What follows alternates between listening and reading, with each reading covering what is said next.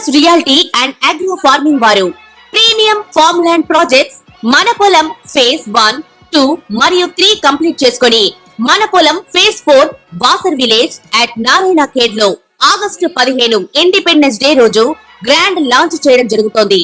Launching మరియు independence day సందర్భంగా 5 guntas land out rate లో బుక్ చేసుకున్న వారికి 1,50,000 రూపాయల డిస్కౌంట్ తో పాటు 2 గ్రాముల గోల్డ్ ఫ్రీగా ఇస్తున్నారు. పూర్తి వివరాలకు సంప్రదించండి. ప్రేక్షకులకు నమస్కారం.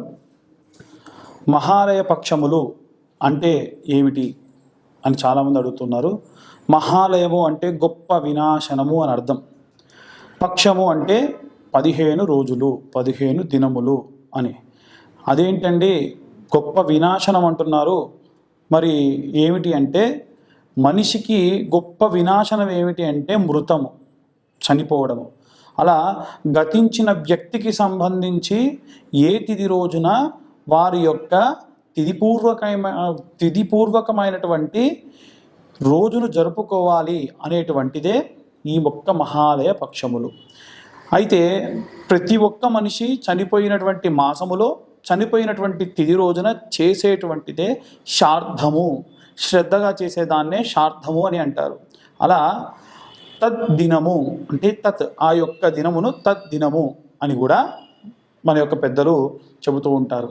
అయితే చనిపోయినటువంటి వ్యక్తి యొక్క చనిపోయినటువంటి రోజు ఏమిటో తెలియదు అనుకోండి, మరి అప్పుడు ఎప్పుడు చేయాలి?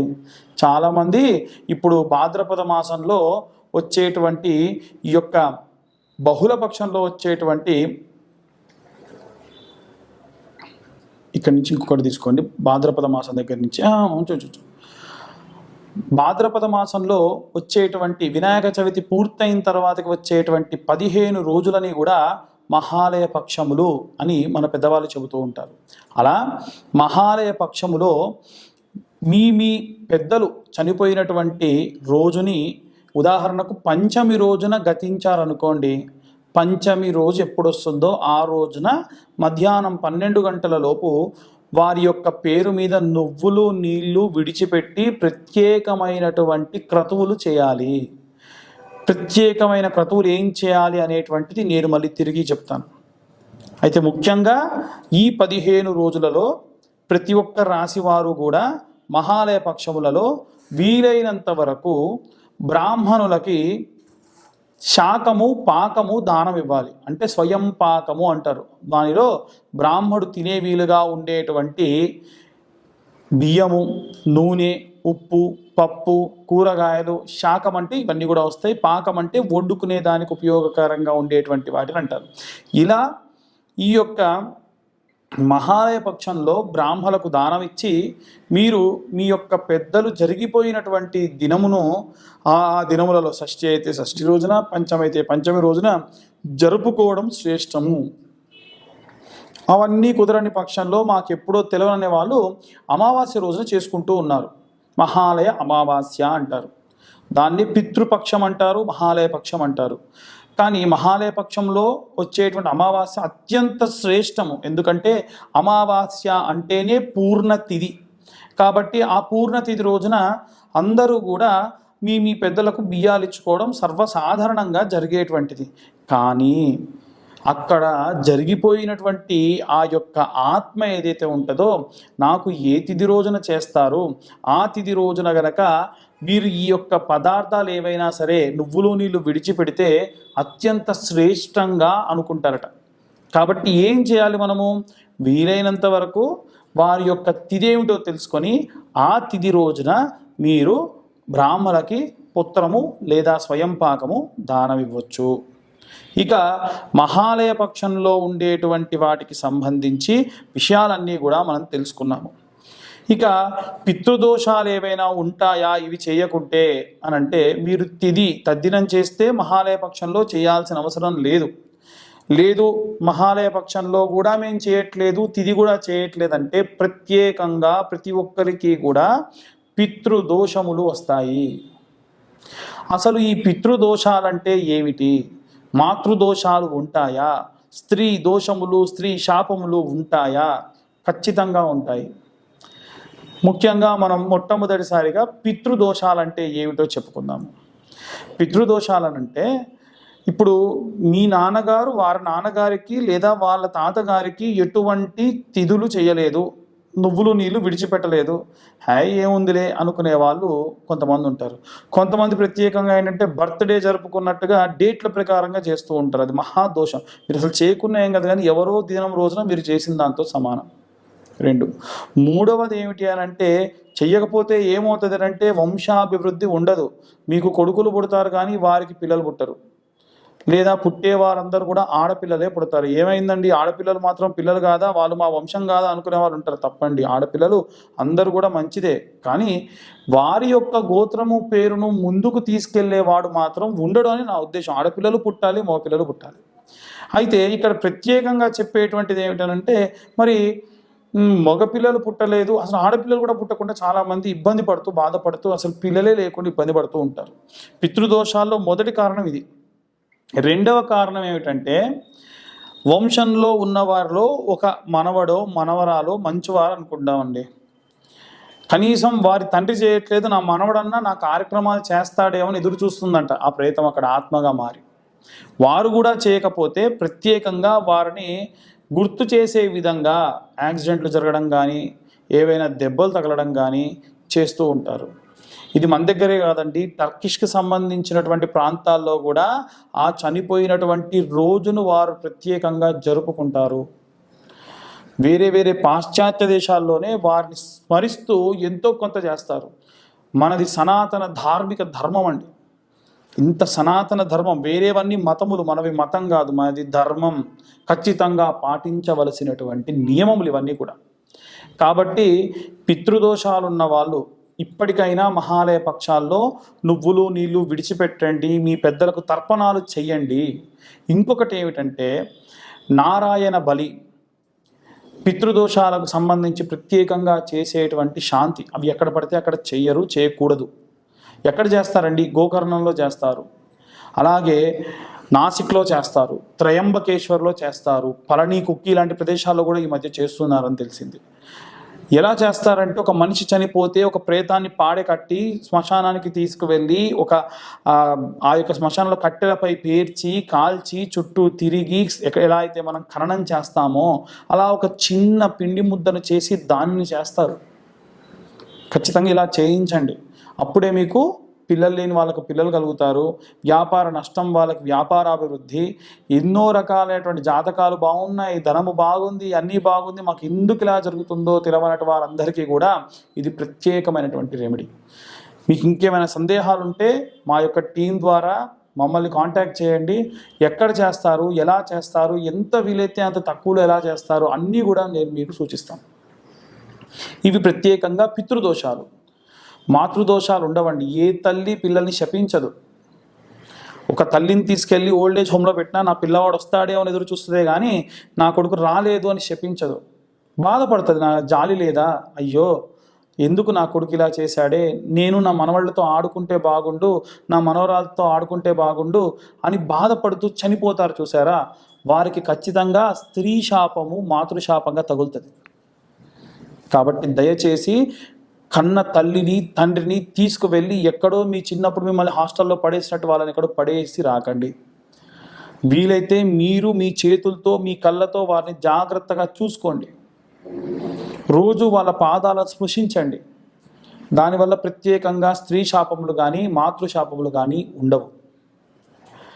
ఇవాళ రేపు చాలామంది చేసేటువంటి స్త్రీ శాపాలు ఎలా వస్తాయంటే, మనకన్నా చిన్న వయస్కురాలు తను మీకు వరుసకు మరదలో కోడలు అవ్వడము, లేదా మీ క్లాస్మేట్ అవ్వడము, మీ కింద పనిచేసే వారిని ఎక్కడ పడితే అక్కడ తాకడము, చనువుగా ఉంది కదా అని చేయడం, వారు మీ ముందు మీకు గౌరవం ఇచ్చి ఏమీ చేయలేక నవ్వుతూ ఉండొచ్చు కాక మనసులో మిమ్మల్ని శపిస్తారు.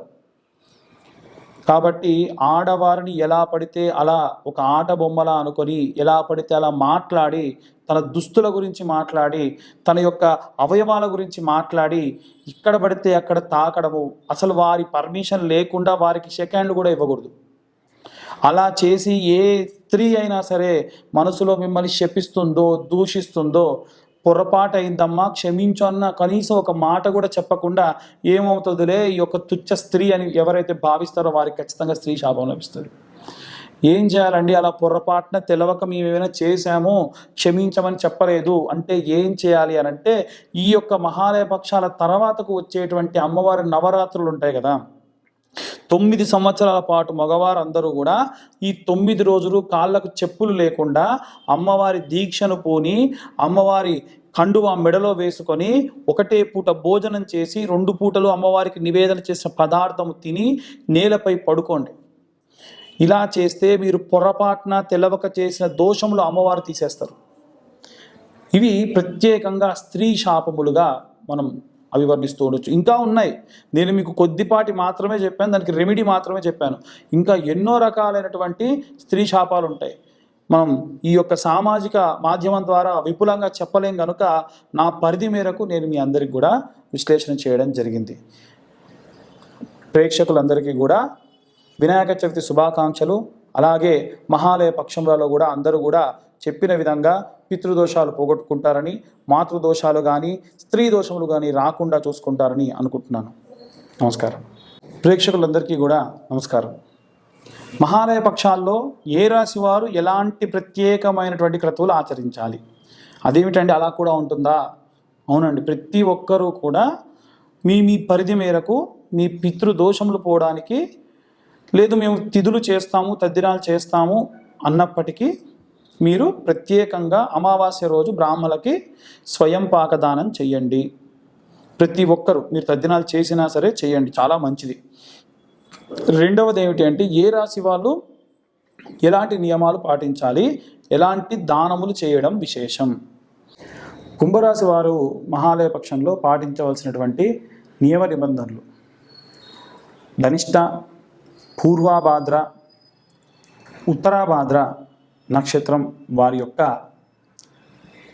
ప్రతిఫలాలు, అలాగే వారు పాటించవలసినటువంటి నియమ నిబంధనలు మనము ఇప్పుడు తెలుసుకుందాం. ప్రత్యేకంగా ఈ యొక్క కుంభరాశి వారు పాటించవలసినటువంటి నియమ నిబంధనలు ఏమిటి అని అంటే, విశేషంగా వీరు ఈ యొక్క మహాలయ పక్షంలో అందరిలాగానే తిల తర్పణము చేయండి, బ్రాహ్మణులకు స్వయం పాకము దానం చేయండి, అలాగే బొబ్బెర్లను దానం చేయండి. వీలైతే బొబ్బెరలు, భార్యాభర్తలు కొట్టుకునే దానికి కూడా పితృదోషాలు ఉంటే వచ్చేటువంటి దోషములు ఈ రాశి వారికి విశేషంగా వచ్చేటువంటి అవకాశం ఉంది కనుక వీలైతే బొబ్బెర్లను దానం చేయండి.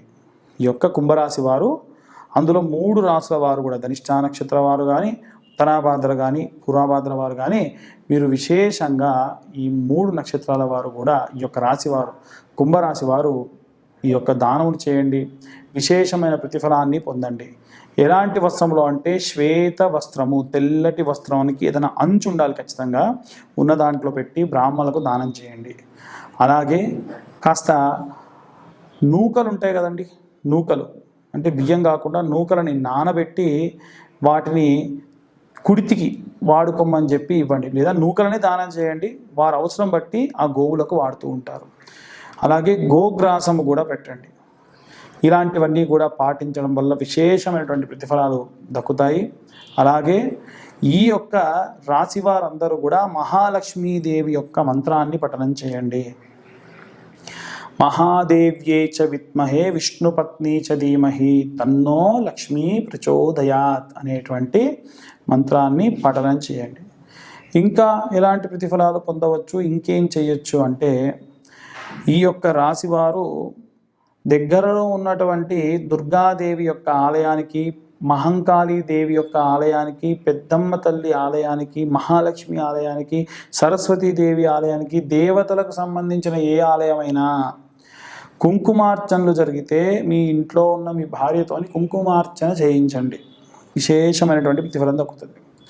లేదు ఇంట్లోనే వారు కుంకుమార్చన చేసుకుంటాను అంటే, శుక్రవారం నాడు సాయంత్రం సమయంలో, అసుర సంధ్యా సమయము, గోధూలికా లగ్నము అంటారండి, ఇలాంటి అసుర సంధ్యా సమయంలో చిన్న గౌరమ్మని, పసుపుతో గౌరమ్మని తయారు చేసుకొని, కుంకుమ తీసుకొని, మీ దగ్గరలో యూట్యూబ్ కానీ, లేకుంటే ఫోన్ ఉంటే ఫోన్లో కానీ, పుస్తకం ఉంటే పుస్తకంలో కానీ దుర్గా కవచాన్ని శృణోదేవి ప్రవక్ష్యామి కవచం సర్వసిద్ధిదం పఠిత్వా పాఠయిత్వా చ నరోముచ్యేత సంకటాత్ అజ్ఞాత్వా కవచం దేవి దుర్గా మంత్రం చ యో జపేత్ నచాప్నోతి ఫలం తస్యా పరంచ నరకం వ్రజేత్ అనేటువంటి మంత్రోచ్చారణతోని అమ్మవారి కుంకుమార్చన చేయండి. ఆ తర్వాత ఆ కుంకుమని రోజు తిలకధారణ చేయండి. ఎంతో విశేషమైనటువంటి ప్రతిఫలాన్ని పొందగలరు. ఇకపోతే మకర రాశి వారు కానీ, ఈ యొక్క కుంభరాశి వారు కానీ, లేదా ఇప్పుడు ఈ సంవత్సరము ఏలినాటి అర్ధాష్టమ అష్టమ శని దోషములు ఉన్న వారందరూ పాటించవలసినటువంటి ఒక రెమెడీ చెప్తున్నాను. వీలైతే మా ఛానల్ వాళ్ళని కూడా ఇంతవరకు సపరేట్గా ట్రిమ్ చేసి వేయమని చెప్తానండి. ఏమిటయ్యా అది అనంటే, మీ తల్లి కానీ బ్రతికి ఉంటే, మీ తల్లిగారు బ్రతికి ఉంటే వాళ్ళ యొక్క పాదములను ఒక బేసన్లో పెట్టి పుట్టమన్ను తీసుకువచ్చి వేసి, ఆ కాళ్ళపైన మన్ను వేసి నీళ్లు పోసి పాద ప్రక్షాళన చేసి వాళ్ళ కాళ్ళు శుభ్రంగా కడిగి పక్కకు పెట్టి ఆ బేసన్లో ఉన్నటువంటి నీటి వరకు మాత్రము వంపి ఆ యొక్క మట్టి మొత్తాన్ని ఎండబెట్టి జల్లెడ పట్టి రోజు మట్టిని మీరు నుదురులో పెట్టుకోండి. లేదు ఆ మట్టి కొంచెం అంత తీసుకొని నెయ్యిలో కానీ లేకుంటే నీళ్ళలో కానీ గంధం వేసి కలిపి పెట్టుకొని దానిపైన కుంకుమ పెట్టుకోండి. పుట్టమన్ను లేదు, ఎర్రమన్ను ఉందండి, చేయండి. బంకమన్ను అయితే బాగా బంకగా ఉంటే మీరు పొడి చేయడానికి కుదరదు. ఎర్రమట్టి లేదా పుట్టమన్ను శ్రేష్టం. ఈ రెండు కలిపినా ఇంకా శ్రేష్టం. మళ్ళీ చెబుతున్నాను, మీ తల్లిగారి పాదములు కడగాలి, మట్టి రాసి కడగాలి. ఆ మట్టిని మీరు వడబోసి ఎండబెట్టి జల్లెడ పట్టి ఆ మట్టిని మీరు రోజు కూడా తిలకంగా పెట్టుకోవాలి. గంధం కలిపినటువంటి పదార్థంగా పెట్టుకోవడం వల్ల ఏలినాటి అర్ధాష్టమ అష్టమ శని దోషాలున్న వాళ్ళందరికీ చెబుతున్నానండి, ఇది విశేషమైన ప్రతిఫలం. ఇంకా మట్టి మిగిలి ఉంటే తర్వాత కూడా వాడండి. మా తల్లిగారు లేరండి అనుకునే వారికి ఏం చేయలేమండి, ఇతరత్ర రెమెడీస్ చేసుకోవాల్సిందే. తల్లిదండ్రులు ఉన్నప్పుడే వారి యొక్క విలువ తెలుస్తుంది అనేటువంటి దానికి ఇదే ఉదాహరణ. ఏలినాటి అర్ధాష్టమ అష్టమ శని దోషములు పోగొట్టేటువంటి మహామంత్రం ఏమిటి అంటే వారి పాద ధూళి అనమాట. అందుకే చిన్నప్పుడు కూడా స్నానం పోసినప్పుడు వాళ్ళ కాళ్ళ మీద నీళ్లు పోసుకొని ఆ మట్టిని తీసి మనకు బొట్టుగా పెట్టేవాళ్ళు. ఎందుకో తెలుసా అండి, గాలి ధూళి ఏమొచ్చినా తల్లి పాద రేణు వచ్చి తగిలిందంటే నుదురికి ఆ దోషం పోతుంది. అందుకని విశేషమైన ప్రతిఫలం తల్లి పాద ధూళికి ఉందట. ఇలా చేయండి అందరూ కూడా. విశేషంగా ఈ కుంభరాశి వారు అలాగే ఈ యొక్క మకర రాశి వారు ఈ యొక్క నియమాన్ని పాటించండి, విశేషమైన ప్రతిఫలాన్ని పొందండి.